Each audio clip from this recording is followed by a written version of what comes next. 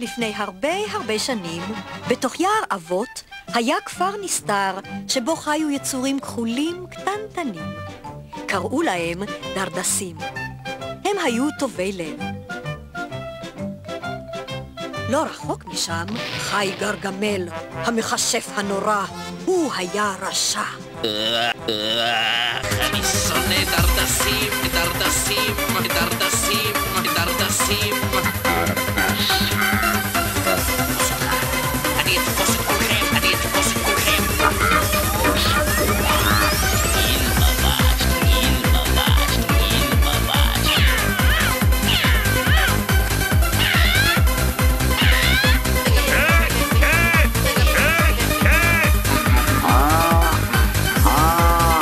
את רוצה להתחתן איתי?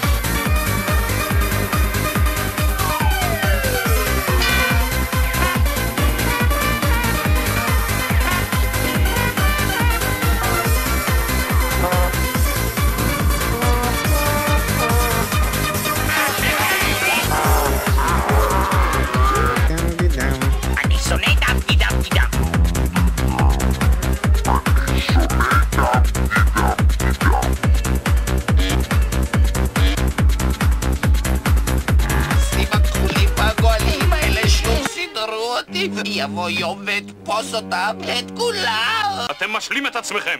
היא אוהבת אותי.